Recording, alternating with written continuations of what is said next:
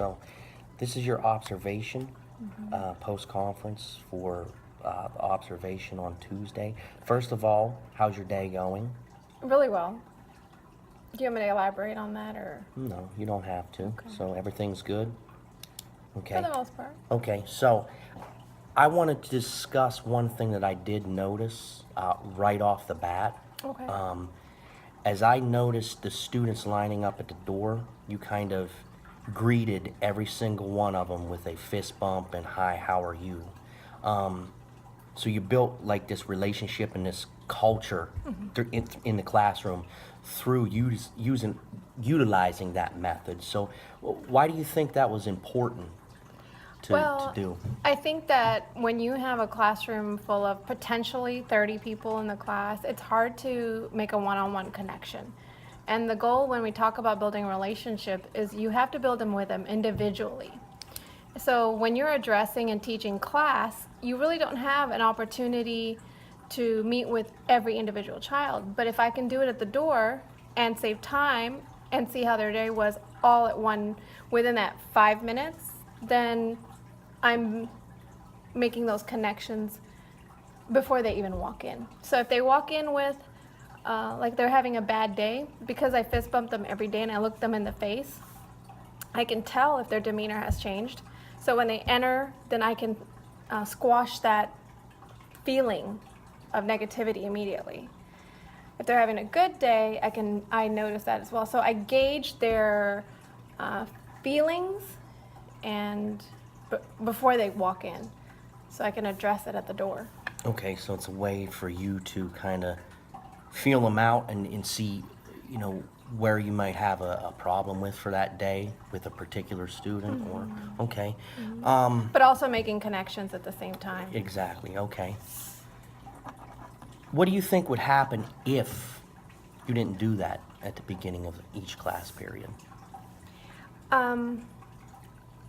They come in thinking that I didn't. It's kind of like this, okay. When I was working retail, we were told everybody that walks through the door has to be addressed, because you never know who's going to be a potential shoplifter, okay? And I'm not trying to make a negative connotation here, Okay. or a connection, but everyone that walks in knows that they're important and that they're going to be not necessarily watched, and that the eye is on them, and that they're going to be addressed at some point. So I feel like kind of like the same way with the kids when they walk in, and if I didn't do that, I don't feel like that I looked at you in the face, I acknowledged your presence, and you and I have a connection. So if I didn't do that, I feel like they would feel lost in the mix, and then Miss Epen didn't notice I was there. So I don't want them to feel like that. And not only is their social emotional aspect important, but so is their academic. So I have to try to connect on all levels with them.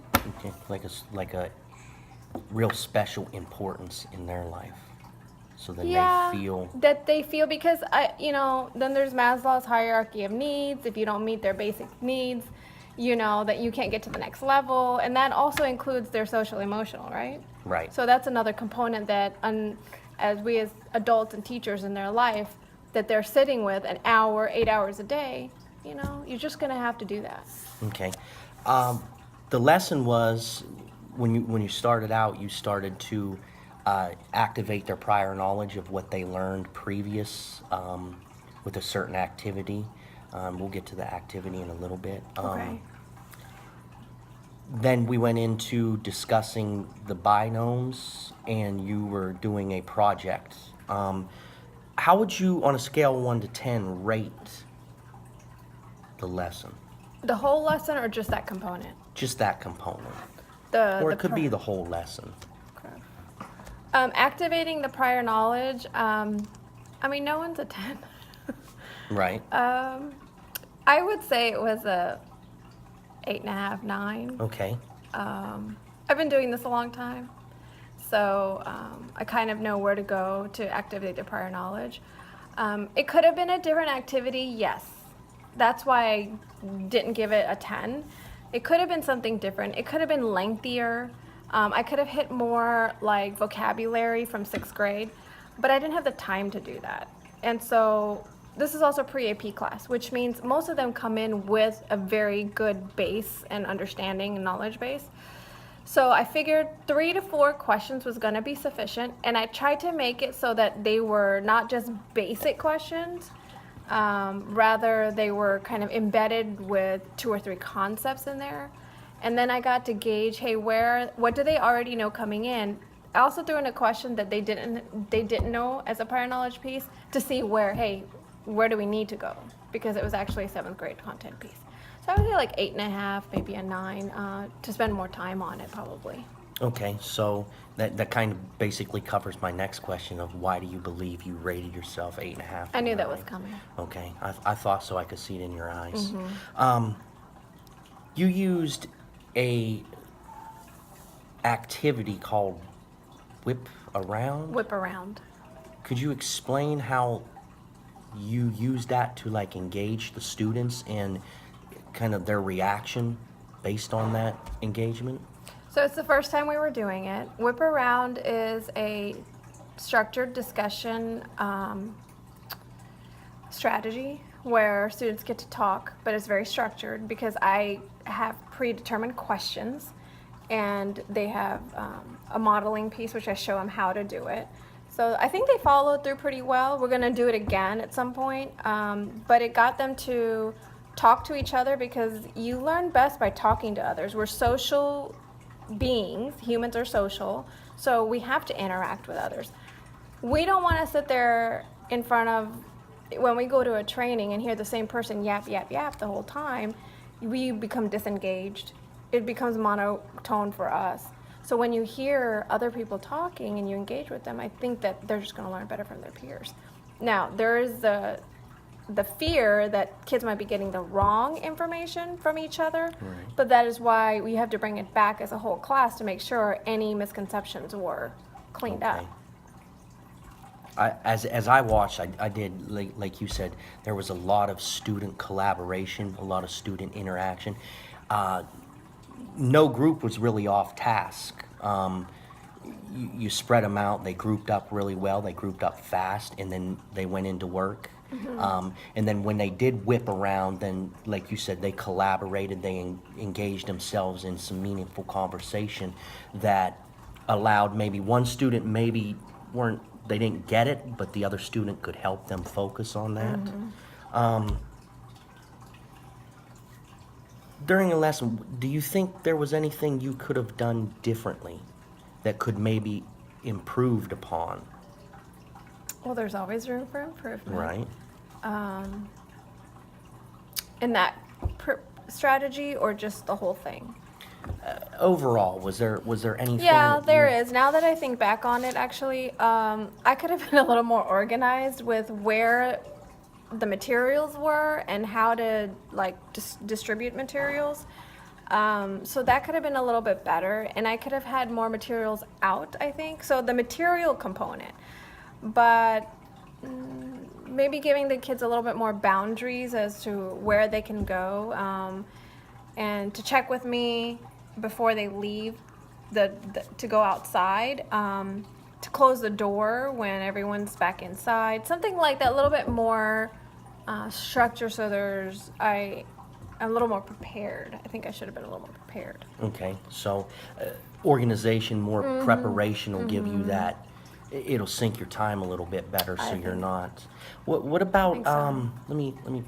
What about your level of questions at the beginning during the whip around? Do you think they were engaging, low level, to medium? The do first you one think? was low level purposely because I was scaffolding, meaning like you got to start small, and then from there I showed them a diagram which they had to kind of know what producer, consumer, without giving them those words, producer, consumer, secondary consumer, and so on, with the food chain. So it was a lot of components there. I felt the questioning was right. Okay. I feel I could have threw in, maybe 1 or 2 more questions that would cover more content. Okay. But because of time, I just kept it simple. Okay. I mean, you did really good at, creating a good culture climate. Time management was was spectacular. I liked the way you grouped the students, but I also like the idea of what you use to grab their attention whenever it's transition time, or when you, could you explain a little bit of that? Yeah, those are my attention getters, and that class has a very interesting personality to work with attention getters. My other classes don't respond as well, so this one is a fun one. So we do waterfall. So when I shout waterfall, they're supposed to say shh, you know, just make the sound of the waterfall, but it also gets everyone to hush. But this class has a really neat personality. They like to put in actions and stuff like that. So that's the extra piece. Like, I realize, like, they've got a personality. So I'm like, oh, I could try other things with them. So I tried to do other attention getters, which I found as from whole brain teaching. And it's class, and the response is yes, yes. And then you can change it up. So I've taught them this, and this is fairly new. They have to watch my tone of voice. They have to basically ape me. Okay. So if my hands go up when I say class, their hands have to go up and say class. So I told them this, you know, that we'll try it out, and if I don't think it works because everyone's not quiet, then it has to go in the bucket. Oh, I thought it worked good. Use class, yes, yes was. You hear me say classity class, then they say yesity yes. Okay, so you tweak it. So Oh, I it works. tweak it, keep Okay. it fresh, because you got to keep them on their toes. Sometimes give me 5, they get bored with. Okay, so give me 2 or 3 things you could have done better, and 2 or 3 I should have put this in it. Give me 2 or 3 things you think or you know you did well, and give me 2 or 3 things that maybe you could improve on. My transitions are good. I don't waste time. I believe I that. have very to the minute instruction, and we say bell to bell instruction. Mine is bell to beyond the bell instruction. I think I do that well. I think the culture of my classroom is positive, and the kids have a safe place to learn. The conversations are centered around academic. The kids do not have time because of the way I move and transition. They don't have time to socialize. I saw that. It was good transition. Like you said, your culture's excellent. Your transition was just as great as the culture. So I think that's well defined. Improvements, definitely. I need to think through the questioning a little bit more. And to be honest, I kind of threw those questions together. I mean, I've taught the content, 6th grade, so I know what they should come in with. But I think I could have given more time to that questioning. I think that could have been more prepared with the materials. And I think cleanup could have been ongoing. I know that sounds like something minor, but when it comes to science and we have a lot of materials to work with and the next class is coming in, it is a huge component in my class. So cleanup time and reserving that time for cleanup for the kids. Okay, so maybe these are some Organizational issues. organizational issues we take, maybe work on trying to create goals and establish things for future use. Okay. Other than that, I think the lesson went really well. I Okay. love the differentiation. I love how you had the culture of the class displayed, how the students took everything and created their own learning environment and took off and ran with it, along with how you transitioned and did the time. So is there anything else you would like to? Yeah, do you have any suggestions for me? I would just suggest that, maybe next time take a little bit more consideration in the questioning. I did notice that a little bit higher level. Maybe try to see if we can connect not just the activity of the whip it around, but the biomes into maybe a real world kind of situation. And you may have done that in a previous lesson before. Okay. But that's some But things. maybe even talk about what kind of biome we live in. Right. Okay. I like that. Thank you. Thank you.